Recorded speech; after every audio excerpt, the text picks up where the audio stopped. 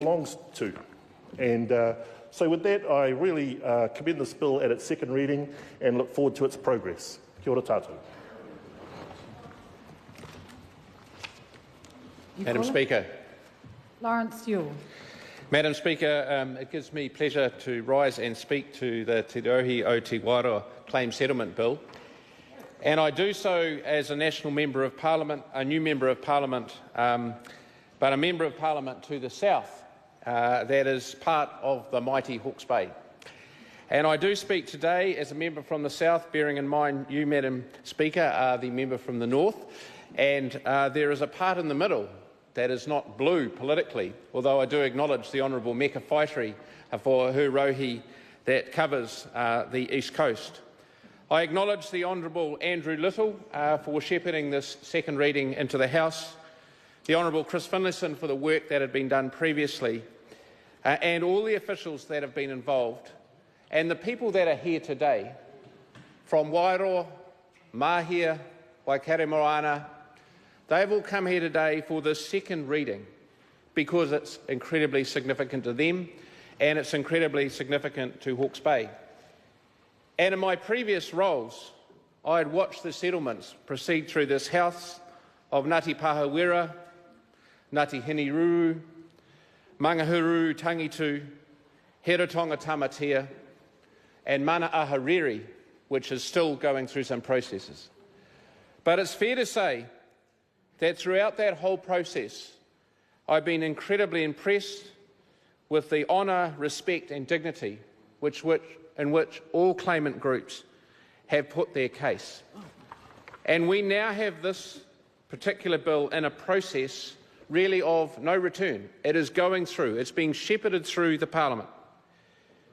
And I'm particularly impressed, and obvious members behind me will probably acknowledge and understand this, of the role that the Wairoa District Council is playing as part of the settlement, the role of the Hawke's Bay Regional Council as well as playing part of the settlement. And I also want to acknowledge, and I specifically refer to the Honourable Willie Jackson who spoke previous to me, about the generosity of spirit that is also being shown here by the people of Te Rohe o Te Wairoa.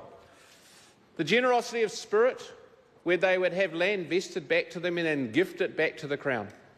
I actually do not know of many non-Māori in New Zealand that would actually do that. And it's been my experience as we work through these settlement process, the apology is one thing, the forgiveness is another, and the financial and cultural redresses are another. But there is a generosity of spirit right throughout all these processes which all of us could learn from and which many people in this House are experienced in. It's a special part of being a New Zealander. I also acknowledge the significant contribution that $100 million will make to this part of Hawke's Bay. This part that probably has got some bigger challenges than many other parts of Hawke's Bay, but $100 million in partnership with local authority money, in partnership with some of the growth projects that this new government is putting up, will make a significant contribution to Wairoa and not before time. So, Madam Speaker, Mr. Speaker, my apologies, sir.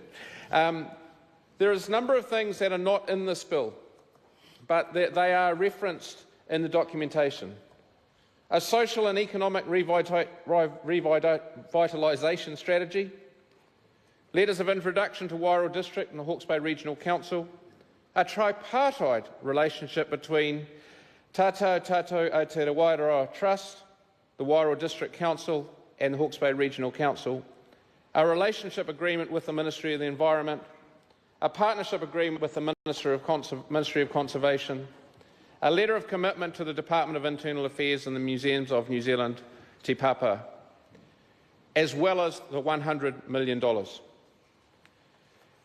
Speaker, this is a massive opportunity for the northern part of my region. And I want to support colleagues right across the House in supporting the shepherding of this bill through its second reading. Many members of this House will know I was an avid supporter of amalgamation. It got thrown out.